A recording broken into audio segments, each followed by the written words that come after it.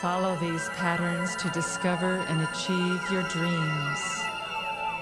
Seek your guiding vision within the quiet stillness of your inner world.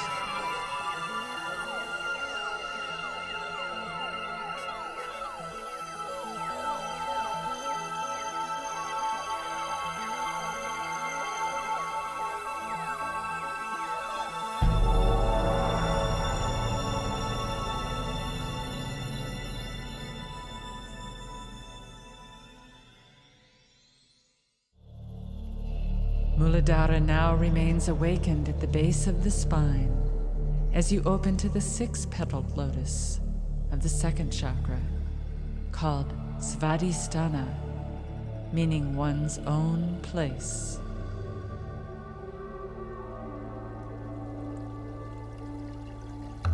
This chakra is related to the element water and represents the continuous ebb and flow of duality.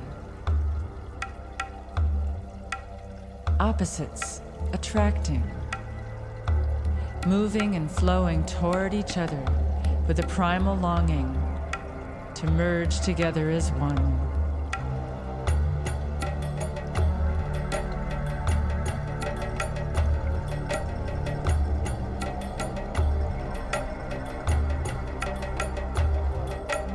Here you tap into the inner movement of life force energy, pulled by the currents within your soul, urged by your longings and desires.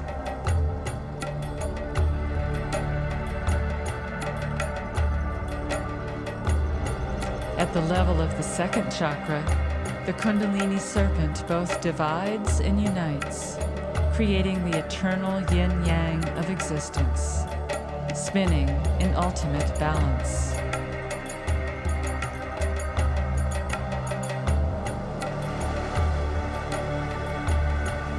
In the body, this chakra emanates from the sacrum, the hips, and the pelvis as the seat of movement, sensation, pleasure, desire.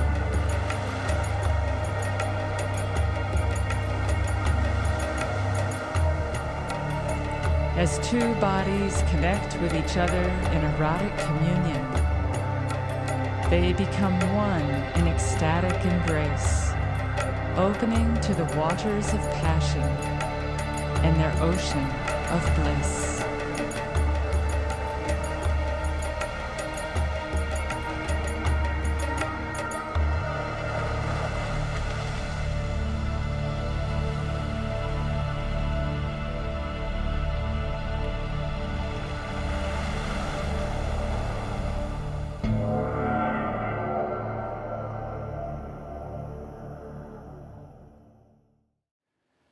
This is Private Matters. I'm Max van Praag. Here we explore what is intimacy, how to go deeper in intimacy, talking to people from all walks of life, experts, people struggling. Today we're talking about intimacy and the chakras. My guest is world-renowned teacher of the chakras, author of many books, Eastern Body, Western Mind, Wheels of Life, Creating on Purpose, Anodea Judith. Welcome. I'm so pleased to be here, Max. So, the chakras and intimacy. They begin with getting more intimate with yourself because they exist at the deep core on the inside of you. And to really be intimate with another person, we have to know who we are first, wouldn't you say? That's right. Yeah, so this is a way of getting in touch with our own inner workings and finding our way through our defenses into our core, where the really deep interior lies. And that interior is what we actually bring to another person in relationship. It sounds really simple, but it's, for many people watching, this is not simple. No, it is not so simple.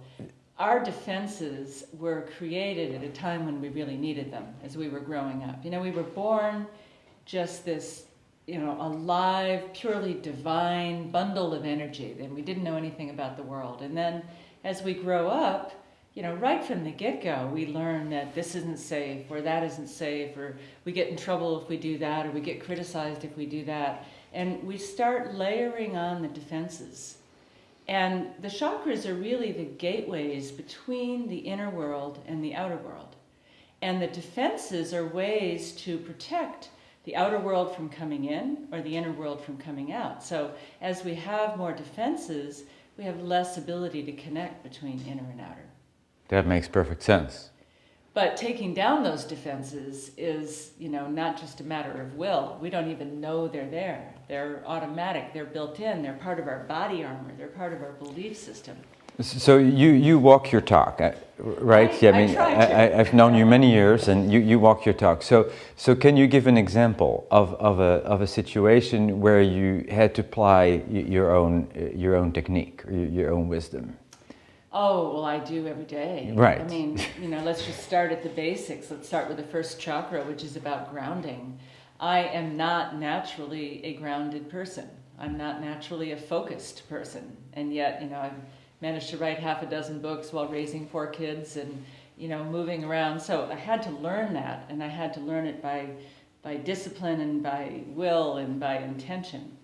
But for me to stand up in front of a crowd full of people and give a talk, or to, open to a class, I have to practice grounding. I have to practice connecting with my own body and my own center, because I tend to be very outer directed, looking outside myself. What's going on with you? What's going on with you? So it was difficult for you to be focused and work alone in the beginning, or to... I'm okay working alone. I'm very easily distracted if anybody's around. The phone rings, email comes in, when my kids were around or anybody talking to me, I'm very easily distracted. So I have to learn to come back to what I was doing. And I know you wrote your books yourself. You didn't have somebody else write. No, I wrote them myself. You wrote them yourself. I probably would have sold more if I said I channeled them, but I did sit there and do it myself. So I was talking about how we are actually attracted to someone that will trigger our wounds, and wounds that we have not been aware of. And in fact, as a therapist, when one of my clients would come in and say, "Oh, I've met this person, I can't stop thinking about him. I know he's just the right one for me. Everything is so perfect," and they're just so lit up by it. I know that the reason they have the strong charge on that person is there's something somewhere along the line that's going to get, there's something that was like their father, or there's something that is going to pull up exactly what they need to work on. Yes. And it is pretty irrelevant whether they stay together or not, because that's the point is... Well, they'll stay together as long as this is getting worked on. Now, the person could say, "Oh, they make me so upset, I'm going to get rid of you, you make me upset." Yeah. And then they're going to find another relationship that triggers them in the same way until they work that through. Now, sometimes when 2 people work through what there is to work through, the charge goes out of the relationship and it's complete. Yes. And sometimes when they work through it, they go to a peaceful, harmonious, long-term relationship. So back to somebody wants to attract a relationship. Right. What do they do? Well, first of all, they clean themselves up. Just like you clean yourself up to go out on a date. You take a shower, you put on your best shirt, you clean yourself up. Well, you have to clean yourself up psychologically too. So the more you do that, the more you're going to attract someone on a higher level. Yes. The more you take care of your own wounds, the less relationships you have to go through to get those wounds cooked. Then I would say embody the characteristics that you want in a partner. If you want someone that's very loving, embody being loving. If you want someone that is adventurous and exciting and always doing things, then go out and do things. Yeah. Be adventurous. You might meet them hang gliding. You might meet them mountain climbing, if that's what you want to do. So follow what you love. Mm-hmm. If you love music, go to concerts. You might meet someone there. So if you follow what you love, you will more likely meet someone on your wavelength that is also, they love that too. They love to go to art museums, and that's where you meet. Yeah. So that we are attracted by commonalities. Then we discover. Yeah, like people who are into personal growth, then go work on yourself or go to a place where you meet other people who are into personal growth. Exactly. And sometimes we need to become really visible. If at a certain time of our lives we want to attract somebody, for some people it would mean becoming visible. Yes, it does. And I would also say we need to be willing to be vulnerable. And that the vulnerability is actually allowing someone in. Some people think, in order to attract someone, I have to be perfect. And here I am on my first date, and I'm going to list all my achievements and tell you how wonderful I am. And there's certainly a lot of guys that do that, and they sit there just talking about themselves all night, about how great they are. That does not make the woman fall in love with them. What makes the woman fall in love is a little bit of vulnerability, is a little bit of interest in her, is a little bit of play, a little bit of fun. She cares more about that. That's going to touch your heart more than a long list of achievements.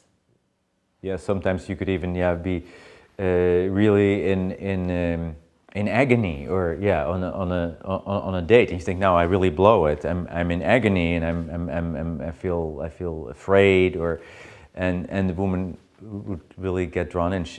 Women like authenticity. You know, if you can talk about it and you say, I'm so tongue-tied right now. You're so beautiful, I hardly know what to say. A woman is going to be really charmed by that honesty and that authenticity. So the other thing I think is the more you can be authentic, the more charming you're going to be. Yeah. So two people are in a relationship and they keep getting stuck in the same place, and they don't seem to be able to move past it. Mm-hmm. What should they do? Well, they have to first of all realize they're projecting on each other and pull the projections back, right? The projection might be, you're doing something to me. Well, maybe you're not doing anything to me. Maybe that's just my framework. Maybe the person's father was critical, and so as soon as you say something, they think you're critical. So that's a projection. The other person thinks, oh, you're supposed to be my mother and take care of me, and that's a projection. So we have to pull back the projections and stop and go, what is really happening here? What is this person really saying? And really, so much of it can come from just listening to each other and listening to ourselves. So really stopping and just say, okay, I'm going to go to a place of neutral and just hear you. And you can go to a place of neutral and just hear me. And really, it's about, getting our ego out of it, out of the way, and just hearing the other person. It also comes to mind is, if it's the same thing over and over again, somebody is not learning something. So somebody is not getting what they're supposed to learn in that situation. Mm-hmm, mm-hmm. Because it will keep coming back until you get the learning, mm-hmm. and then it won't be there. We can get very attached to our position in an argument. And yes. So I have my position and you have yours, and I'm not going to budge my position and you're not going to budge yours, and I keep trying to convince you that my position is right, and you keep trying to convince me that your position is right. That's not going to get anywhere. That's true. There's a word for that. Gridlock. That's the word I was looking for. Gridlock. It's where nobody wants to compromise, and this could be the doorway for a couple to go to the next level. Right. And I would say when that happens, the couple is stuck in the power chakra. And they either need to go up to the heart and remember their love for each other, or they need to drop down into the second chakra and notice what they're feeling, or they need to find a different way to communicate, or go to a vision. I mean, they need to jump out of the third chakra. It's not going to get solved there. If we're in a power struggle, we need to go to a different chakra and try a different angle. How do I know that the chakra is closed? How do you know that it's closed? Yeah. Your life doesn't work in that particular area. Right. It's very simple, You just published your last book, Creating on Purpose. Mm-hmm. I'd like you to tell the viewers what they can do to create a relationship. Right, so creating on purpose is about taking things from an idea down into manifestation. And most people use it for, publishing a book or writing a play or starting a business, but we have had people come through and use it to create a relationship, and they have actually found the partner of their dreams. So it's making your dreams into reality. So first you have to conceive of it. What is it that you want? You think of the qualities, you think of the essence, you think of what is the really non-negotiable bottom line qualities you want in a person, and name them. And then imagine it. That would be the next chakra down. Vision vitalizes. So you imagine being with that person. You imagine being at the beach together, or owning your home together, or walking down the aisle together, or whatever your fantasy is, or being in bed together. You know, you let your imagination play, and that embellishes details. And then you talk about it. You say, hey, I'm looking. You know any single people? You know, you write down, you know, sometimes even when people go on online dating scenes, just writing their own profile. Right. Yes. Even if they don't even post it, is starting to say, oh, well, what do I have? What do I want? And who am I? So actually speaking it and writing it down is a good step for that 5th chakra. And then 4th chakra is all the relationships that are part of that. Who do you know that would be entertaining the kind of people you want to meet? You know, where can you go? What place would you frequent? I've talked about that a little bit before. What is the realm of relationships that you would like this person? Do you want them to be somebody that has children or not children, or, you know, that relates to a lot of people or likes to be by themselves? These are all the realm of relationships, and to define that.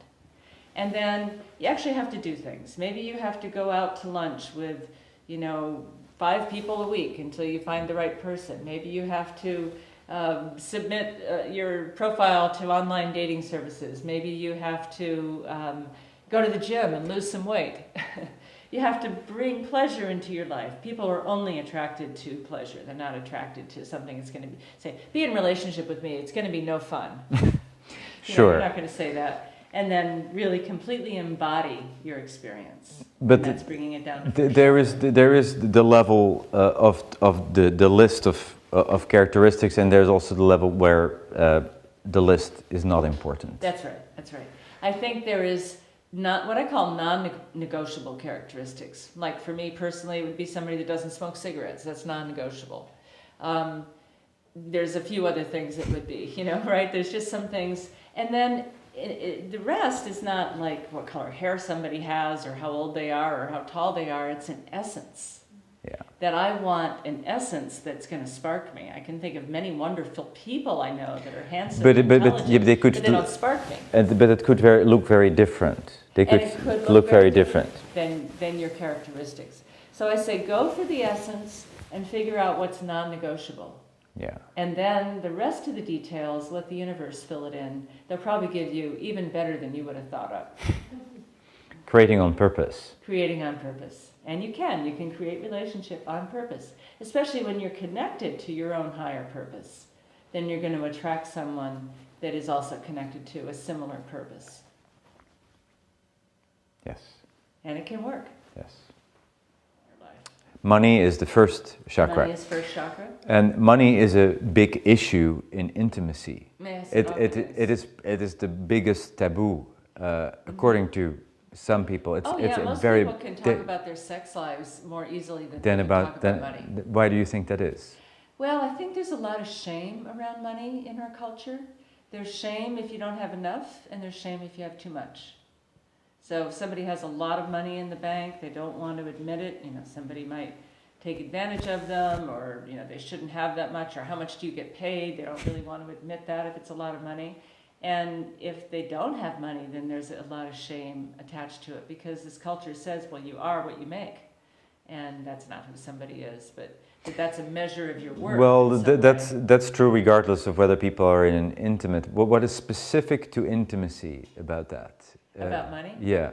Well, I think what's specific to intimacy is there's something very young in all of us that wants to be taken care of, that didn't quite get enough of that from our parents. Right. And that we're also ashamed of that part. We won't admit it, but it's there. Yeah. It's And like, it's natural. I won't say it, but you have to pay. Yeah, it's like... And I wish you would pay because I want to be taken care of. And I'm mad at you because I don't feel taken care of. Or, you know, and it can't quite be admitted. It's not quite conscious. And so then again, we project upon the other person. Well, You're supposed to be like my mother and take But care of me. what You're if supposed to be like my father. what if a and client provide for comes to me. you and says, we're in this relationship, this is a woman talking and saying, whenever he doesn't pay for me, I feel terrible and I feel unloved and my heart is not happy. He has to pay 100% of the time. Right, so I would say that's an interesting belief. Where did you get that belief? And, you know, you have to realize if you have that belief, it also costs you something. You know, if she's giving that much power to him, it's costing her on another level. I have a saying that if you marry somebody for money, you earn every cent. You know? Yes. You earn every cent in some way or another. Well, it's good to be really honest about it. I was glad this woman would be honest about it. There's a website called Seeking Arrangement, and you can actually find people, and on the website, in their profile, it says how much money they have or how much money they make, and there's women who really want to look at that. There are, and if that's where they are, then they're going to have that lesson. Yes. You know, and they may find that the person who's making money has to work all the time and isn't very available because that's what it takes to make a lot of money. Not available or not mature or not developed in other areas. That's right, yeah. So they'll get that, but they won't get this. It's always a mixed bag. It's a mixed bag, yeah. It's always a mixed bag. Question is, can we accept the mixed bag? And can we work with what we don't like, and can we appreciate what we do like? What's something if you could give one message to people based on your life experience about intimacy, what comes to mind? Well, actually, this message is not original. It comes from Harville Hendricks, who is a relationship teacher. And I had lunch with him one time when I was teaching a workshop, and he was teaching another workshop. So I couldn't attend his workshop because I was teaching at the same place. And I said, Harville, I can't go to your workshop. Tell me what the one thing is. And he said, I teach people to realize they're in relationship with someone who is different than they are. Mm-hmm. And if you can accept that someone's different, because when you fall in love, you're like, oh, you're just like me. You like to do yoga, and you like to sing, and you like to ski, and you like to do all these things. We're so alike, and let's be together. And that's common. And then you find, oh, but you don't like to get up early, or oh, you don't like to do this, or you don't like to do that, and you discover the differences. And people think, well, how can you be different than me? You know, I want to go to the mountains. Why don't you want to go to the mountains? It's to accept that someone's process, their emotional makeup, their belief system, their cultural programming is different than you are. Sure. But And the key is to say, gee, I want to learn more about that difference. Tell me what it's like in your country. You know, tell me what it's like inside you. Tell me what it's like in your belief system. And explore that difference rather than trying to change it and say, well, I want to make you like me. And you're sharing this when I ask you about something very personal, because this is a big lesson for you, this particular point, or is this a... I think I actually like difference, but I can sometimes get frustrated by it. And I experience it more that in many of my relationships, I feel like someone has tried to make me just like them. Uh-huh. And I go into resistance and I go, but no, I'm different. And I've always felt a little bit different from everybody anyway. I'm just one of those people that doesn't feel quite like I fit into normal society in the values and the ways most people have. So I dance to a little bit of a different drummer. Yes. Mm-hmm. What is hot for you? What is hot for me in relationship? Trying to find the balance between being true to myself and staying in relationship, honoring the other person without giving myself up. My tendency is to give myself up in order to please or to do what I think is expected or to do what is wanted. To hold your ground. And to hold my ground, literally. Yeah, that's been my challenge. And to do it lovingly and respectfully and to stay in relationship. Because some people say, well, I'm going to be me, the hell with you, right? And I don't want to do that either. I want to stay connected. I'm going to be me, I want you to be you, and then let's see all the places that we meet and can celebrate. Besides writing all the books, you teach, work with people, and how can people find you? They can find me through my website, sacredcenters.com. The sacred centers are the chakras, and I have online courses, I have some free courses, all my books are there, my schedule of workshops, I travel all over and teach. Something in particular you want people to know that's coming up? Well, coming up very soon at Kripalu in Lenox, Massachusetts is our manifestation class, Creating on Purpose, and also 7 Windows to the Soul, which is an introductory chakra workshop with the yoga. I'm doing something in California, it'll be once a month. 1 chakra a month. I'm doing an online course once a month. A large variety of things. The yoga teacher training coming up very soon in Dallas, Texas. And I travel all over Europe, United States, Canada, online, in person. On purpose. On purpose. Yeah, this is really what you are, and I very much respect who you are and what you do, and what you give to the world, and your focus. Thank you. Well, I think we're here to create heaven on earth, so I'm hoping to give people tools as to how to make it more heavenly. Yay! Yes. Yeah. Okay. Yes. Thank you for coming. Thank you, Max. On the show. This was Private Matters, where we explore what is intimacy. Thank you for watching. See you next time.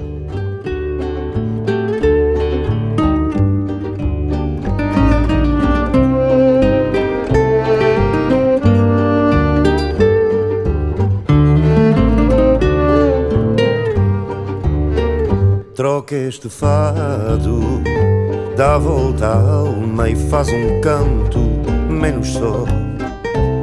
Troca esta dor por algo melhor, mesmo que seja em